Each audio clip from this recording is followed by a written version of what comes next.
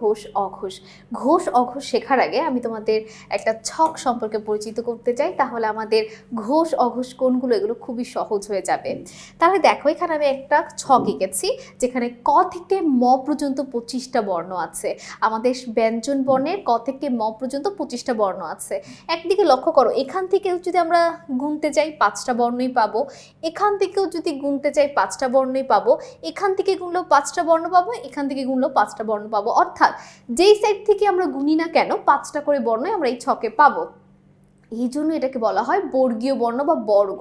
কেন এটাকে বর্গ বলা হয়? আমরা জানি একটা বর্গের সবগুলো বাহু থাকে সমান, আর আমাদের এই পাশেও 5টা, এই পাশেও 5 5 5, তাহলে দেখতে টাইপ অফ বর্গ হয়ে গেল, সব দিকে সমান হয়ে গেল। এই জন্য এই ক থেকে ম পর্যন্ত 25টা বর্ণকে বলা হয় বর্গীয় বর্ণ। ঠিক আছে, এই বর্গীয় বর্ণের মধ্যে লক্ষ্য করো, আমরা এখানে প্রথমটার উপর লিখেছি অল্প মহা নাসিক্য, অর্থাৎ অল্প মহা নাসিক্য। তারপর দেখো প্রথম দুই সারি, অর্থাৎ এই যে ক খ চ ছ ট ঠ ত থ প ফ, প্রথম দুই সারির সবাই হচ্ছে অঘোষ, আর পরের 3 সারির সবাই হচ্ছে ঘোষ। তার মানে নাসিক্য সর্বদা ঘোষের মধ্যেই পড়বে, আর এই পাশ হচ্ছে উচ্চারণের স্থান। আপাতত যেহেতু আমাদের টাইপ 1 হচ্ছে ঘোষ অঘোষ নিয়ে, তাই আমরা ঘোষ অঘোষটুকু মনে রাখলেই হবে। অর্থাৎ 1 আর 2 হচ্ছে অঘোষ, 3 4 আর 5 হচ্ছে ঘোষ। ঠিক আছে, অঘোষ এবং ঘোষ এটা দিয়ে আমাদের প্রথম টাইপের প্রশ্নগুলো। ঠিক আছে, যে নিচের কোনটি ঘোষ মহাপ্রাণ, নিচের কোনটি অঘোষ অল্প প্রাণ, এভাবে বের করা আসতে পারে। তো একটা জিনিস লক্ষ্য করো, 1 আর 2 হচ্ছে অঘোষ, 3 4 5 হচ্ছে ঘোষ, 1 আর 3 হচ্ছে অল্প প্রাণ, 4 আর 5 হচ্ছে 2 আর 4 হচ্ছে মহাপ্রাণ এবং 5 হচ্ছে নাসিক্য। এই সিরিয়ালটা আমাদের মনে রাখতে হবে। ঠিক আছে, তো আমাদের যদি প্রশ্নে আসে নিচের কোনটি অঘোষ অল্প প্রাণ, ঠিক আছে, এটা হচ্ছে কি অঘোষ, তাহলে অঘোষ অল্প প্রাণ, অঘোষ অল্প প্রাণের মধ্যে আমাদের কোনটা কমন পড়ছে আমাদের সেট আকারে বের করতে হবে। ঠিক আছে, তাহলে দেখো 1, তার মানে 1 নাম্বার সারি যারাই থাকবে তারাই হবে অঘোষ অল্প প্রাণ। এভাবে করে আমাদের এমসিকিউটা সলভ করতে হবে। তাহলে চলো দেখি আমাদের প্রথম প্রশ্নে কি দেওয়া আছে। কোন দুটি ঘোষ মহাপ্রাণ ধ্বনি? ঠিক আছে, ঘোষ আবার মহাপ্রাণ। আমরা জানি ঘোষ হতে হলে তাকে কি হতে হয়? ঘোষ হতে হলে 3 4 এবং 5-এর মধ্যে থাকতে হয়, আর মহাপ্রাণের জন্য থাকতে হয় 2 আর 4-এর মধ্যে। তাহলে দেখো ঘোষ মহাপ্রাণের মধ্যে 4 নাম্বারটা হচ্ছে আমাদের কমন পড়ছে সেটে। আমরা তো ম্যাথ বা হায়ার ম্যাথ করে এসেছি, তাহলে আমাদের এই ঘোষ এবং মহাপ্রাণের মধ্যে 4 নাম্বার সারিরা কমন পড়ছে। ক চ এটা কখনোই হওয়া সম্ভব না। ক হচ্ছে 1 নাম্বার সারিতে ছিল, খ 2 নাম্বার সারিতে ছিল, গ 3 নাম্বার সারিতে ছিল, এবং ঘ হচ্ছে আমাদের যারা 4 নাম্বার সারিতে থাকে, কারণ ক খ গ ঘ 4 নাম্বার সারিতে আছে ঘ। এইভাবে করে আমাদের বের করতে হবে। মানে এখন আমাদের বাংলা থেকে এক সেটের অঙ্কে চলে যেতে হবে, সেটের মতো করে আমরা এক একটা বের করব। ঠিক আছে, অঘোষ মহাপ্রাণ কোনটা? এবার চলো আবার বের করি। অঘোষ মানে হচ্ছে 1 আর 2 নাম্বার যারা থাকবে, ঠিক আছে, আর মহাপ্রাণ মানে 2 এবং 4 নাম্বারে যারা থাকবে। তাহলে দেখো তো অঘোষ মহাপ্রাণ, অঘোষ মহাপ্রাণে আমাদের কমন পড়ছে 2 নাম্বার সারি। সেট করে আমরা কমন ফেলতে পেরেছি 2 নাম্বার সারির মানুষদের। তাহলে দেখো ট ট হচ্ছে প্রথম আছে, ব প ফ ব ব হচ্ছে 3 নাম্বারে, ফ প ফ 2 নাম্বারে পেয়ে গিয়েছি আমরা ফকে, তাহলে উত্তর হবে ফ। 2 নাম্বারে যে আছে সেই তো সঠিক উত্তর হবে, আমরা তো মাত্র সেটের অঙ্ক বের করে দেখলাম। বিসর্গ এর উচ্চারণ কেমন? ঠিক আছে, বিসর্গের উচ্চারণটা কেমন হবে? অঘোষ হবে। এটা মুখস্থ রাখার চেষ্টা করবে।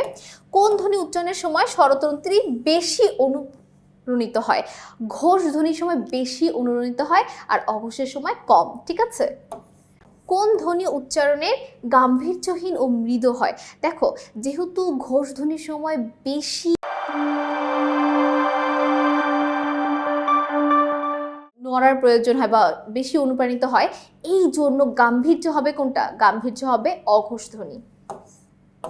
বর্গের কোন বর্ণটি মহাপ্রাণ ও ঘোষ ধ্বনি? দেখো, মহাপ্রাণ প্লাস ঘোষ আমরা একটু আগে বের করেছি, ম্যাচ হয় 4 নাম্বারটা, তাই না? কারণ মহাপ্রাণ মানে হচ্ছে 2 আর 4, আর ঘোষ মানে হচ্ছে 3 4 5, তাহলে 4 নাম্বারে যারা থাকবে তারাই আমাদের ম্যাচ হয় বর্গের মহাপ্রাণ এবং ঘোষে।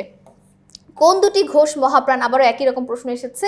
ঘোষ মহাপ্রাণ এখানে কোনটা আমরা জানি, 4 নম্বরে যারা থাকবে ঘ, ঘ যেখানে থাকবে সেটাই উত্তর হবে। কোনটি ঘোষ মহাপ্রাণ ধ্বনি?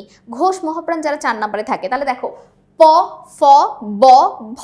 4 নম্বরে আছে ভ, প, ফ, ব, ভ, 4 নম্বরে ভ থাকে। প্রথম অপশনে আমরা সঠিক উত্তর পেয়ে গিয়েছি।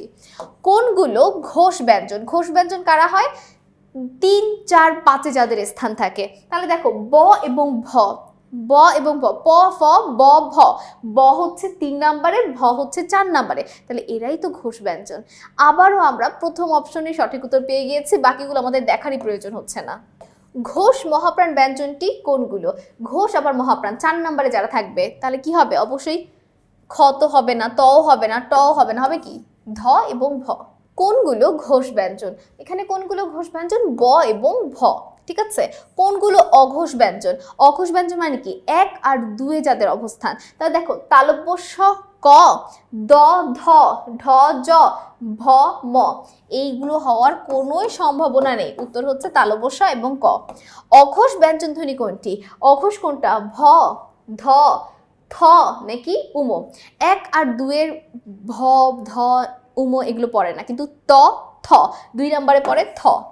কোনগুলো ঘোষ ব্যঞ্জন? এখানে কোনগুলো ঘোষ ব্যঞ্জন? ঘোষ মানে কি শেষের 3টা, তাহলে প কখনোই সম্ভব না, ক হ সম্ভব না, খ হওয়া সম্ভব না, বাকি থাকে র এবং ল। অর্থাৎ আমরা মাঝে মধ্যে যদি এমন হয় যে আমরা আসলে বুঝতে পারছি না, কারণ র আর ল ক থেকে মধ্যে ছিল না, ঠিক আছে। তো এই জন্য আমি যে ছকটা শিখেছি সেখানে প্রথম 25টাই সহজে বের করা যায়, কিন্তু প্লাস পয়েন্ট হচ্ছে বাকি অপশনগুলো সহজই দিবে সেই ক্ষেত্রে।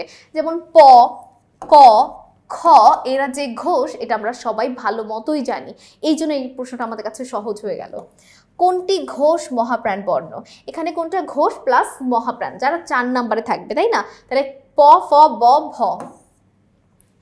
ঘোষ মহাপ্রাণ ব্যঞ্জন ধ্বনি কোনটি? ঘোষ আবার মহাপ্রাণ, ঠিক আছে। উত্তরটা কি হবে? ধ এবং ভ। দেখ কতবার একই ধরনের ঘোষ মহাপ্রাণ, অঘোষ অল্পপ্রাণ, অঘোষ মহাপ্রাণ, কোনটি ঘোষ ব্যঞ্জন, কোনটি অঘোষ ব্যঞ্জন, এরকম টাইপ প্রশ্ন কতবার বোর্ডে এসেছে।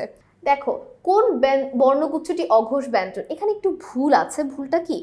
হ, এখানে হ যে দেওয়া আছে না, এই হ হচ্ছে আমাদের ঘোষ মহাপ্রাণ, কিন্তু এটা যেহেতু কুমিল্লা বোর্ড 24-এর প্রশ্ন, তাই এটাকে আমরা চেঞ্জ করি নাই।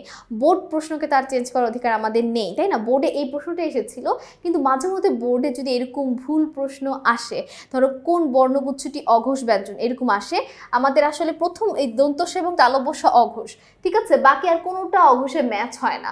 সেই ক্ষেত্রে আমরা হটাকে ইগনোর করব, কারণ হ আসলে তালব্য স, দন্তস্ব, হ এগুলোকে উৎস ব্যঞ্জনও বলে। ওই অপশনটা ঘোষ ব্যঞ্জনে চলে এসেছে, বুঝতে পেরেছো? এই জন্য এখানে একটু ঝামেলা হচ্ছে, কিন্তু সঠিক উত্তর এখানে ঘই হবে, কারণ তালব্য স এবং দন্ত স দুটোই অঘোষ, শুধুমাত্র হ হচ্ছে ঘোষ মহাপ্রাণ, এটা একটু ব্যতিক্রম, ঠিক আছে। হ হচ্ছে ঘোষ মহাপ্রাণ, যদিও তালব্য স, দন্ত স, হ তিনটাই হচ্ছে উৎস ব্যঞ্জন বা শীষ বর্ণ। এদের কি বলা হয়? এই তিনটাকে একত্রে বলা হয় শীষ বর্ণ বা উৎস ব্যঞ্জন, ঠিক আছে, যেটা আমরা পরের এমসিকিউ গুলোতে পেয়ে যাব। কিন্তু এটা একটু ব্যতিক্রম যে হ হচ্ছে ঘোষ, কিন্তু বাকি দুটার কারণে আমরা এটাকে ঘ উত্তর দিচ্ছি। অঘোষ অল্পপ্রাণ ধ্বনি কোনটি? গ, ঘ, চ নাকি ব? কোনটা হচ্ছে অঘোষ অল্পপ্রাণ? দেখো অঘোষ 1-এ, 2-এ, অল্প 1, মানে 1-এ যারা থাকবে, চ হচ্ছে 1 নম্বর মানে শ্রেণীর 1 নম্বর বর্ণ, তাহলে এটাই হবে আমাদের সঠিক উত্তর।